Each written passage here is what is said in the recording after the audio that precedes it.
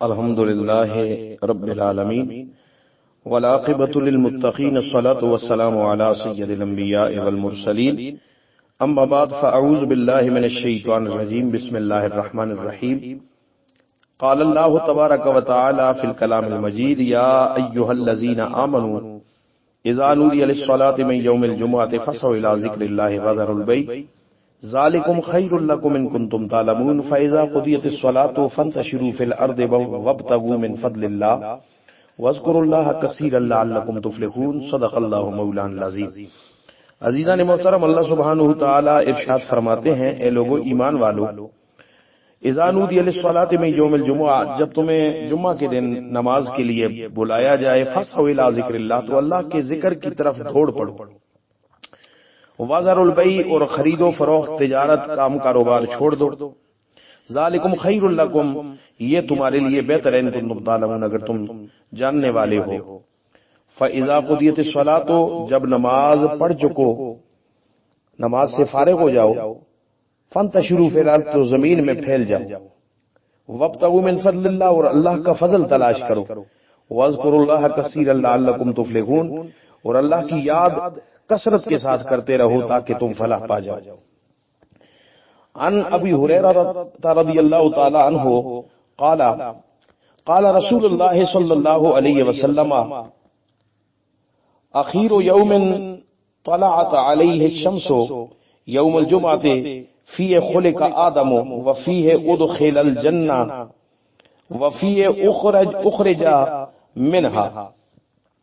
رواہ مسلم۔ حضرت ابو ہریرہ رضی اللہ تعالی عنہ سے مروی ہے، فرماتے ہیں کہ حضور نبی کریم علیہ الصلوۃ والسلام نے ارشاد فرمایا، بہترین دن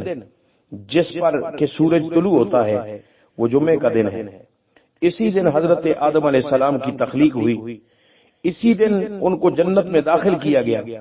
اور اسی دن ان کو جنت سے نکال کر زمین پہ بھیجا گیا۔ مسلم نے اس کو روایت کیا، اور یہی حضرت ابو ہریرہ رضی اللہ تعالی عنہ روایت کرتے ہیں کہ نبی کریم علیہ الصلوۃ والسلام نے فرمایا، جس شخص نے وضو کیا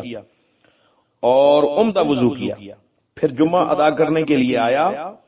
اور خوب توجہ سے سنتا رہا، تو اس کے اس جمعے سے دوسرے جمعے تک اور مزید 3 دن کے گناہ جو ہے وہ معاف کر دیے گئے، اور جو کنکریوں کو چھوتا رہا تو اس نے فضول کام کیا۔ حضرت ابو ہریرہ رضی اللہ تعالیٰ عنہ راوی ہیں، نبی رحمت صلی اللہ تعالی علیہ وسلم نے فرمایا، 5 نمازیں، ایک جمعہ دوسرے جمعے تک اور ایک رمضان دوسرے رمضان تک، اپنے درمیان میں کیے جانے والے گناہوں کا کفارہ بن جاتے ہیں، بشرطے کہ کبیرہ گناہوں سے اجتناب کیا جائے۔ یعنی ایک نماز دوسری نماز تک درمیان میں جتنے صغائر انسان سے سرزد ہوتے ہیں ان سیئات کا کفارہ بن جاتی ہیں، جمعے تک ہونے والے صغائر کا کفارہ بن جاتا ہے، رمضان تک ہونے والے صغائر کا صغیرہ گناہوں کا کفارہ بن جاتا ہے۔ حضرت ابو ہریرہ اور حضرت ابن عمر رضی اللہ تعالیٰ عنہ سے مروی ہے، ان دونوں نے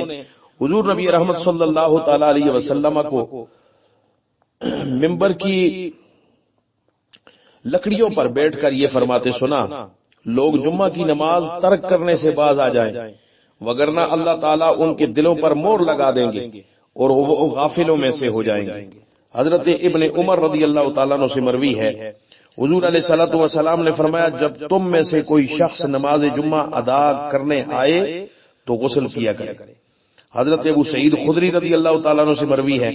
حضور علیہ السلام نے فرمایا، جمعے کا غسل ہر بالغ آدمی کے لیے ضروری ہے۔ اور اس باب میں بہت ساری اور بھی احادیث مبارکہ جو ہیں وہ فضائل جمعہ کے حوالے سے منقول ہے۔ تو احباب ذی وقار، جمعہ اللہ تبارک و تعالی جل مجدہ الکریم نے ایک عظیم دن مومنوں کو عطا فرمایا، یہ مسلمانوں کی عید ہے۔ اللہ سبحانہ تعالی نے جمعے کو مومنوں کے لیے عید کا دن قرار دیا، فرمایا جمعہ سید الایام ہے، یہ دنوں کا سردار دن ہے۔ اس دن میں اللہ تبارک و تعالی اپنے بندوں پر خاص رحمتیں فرماتا ہے، اور اس بندے اعمال پر خاص اجر و ثواب عطا فرماتا ہے، اور اللہ تبارک و تعالی جل مجدہ الکریم کی بارگاہ کا قرب حاصل کرنے کے لیے جمعے کا دن جو ہے یہ بڑی اہمیت رکھتا ہے۔ ہمارے ہاں یہ دستور چل پڑا ہے کہ جمعے والے دن بھی کام کاروبار میں اپنے مصروفیات میں مشغول رہیں گے یہاں تک کہ دوسری اذان ہو جائے، خطبہ شروع ہو جائے،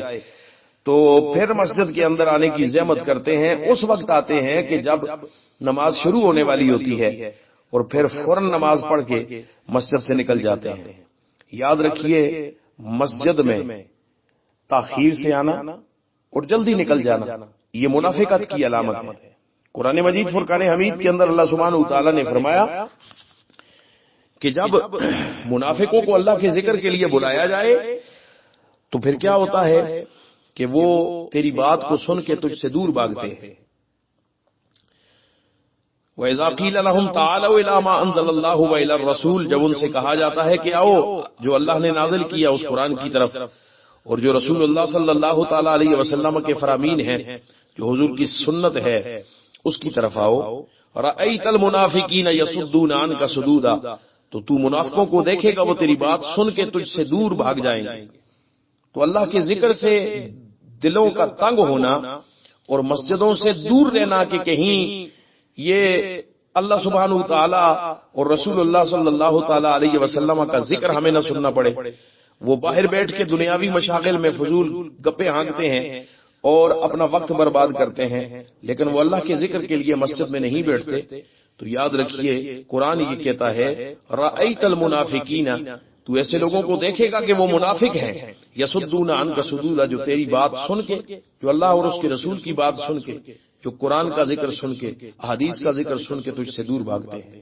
تو اپنا یہ طرز عمل بدلیے اور اپنے آپ کو اپنے خالق و مالک کی منشا اور مرضی کے مطابق ڈالنے کی کوشش کیجیے۔ زندگی بندگی میں گزرے تو دنیا و آخرت کی سعادتیں بندہ مومن کا مقدر ہو جاتی ہیں۔ اس عظیم دن کے فضائل کو پیش نظر رکھتے ہوئے باقی نمازوں کا بھی اہتمام کریں اور بالخصوص جمعۃ المبارک کو کم از کم اپنے وقت پر مسجدوں کے اندر تشریف لائیں اور اللہ رب العزت کی رحمتیں اور اس کا فضل حاصل کرنے کی کوشش کریں۔ اللہ ہمیں صراط مستقیم کا متلاشی بنائے۔ وآخر دعوانا ان الحمد للہ رب العالمین۔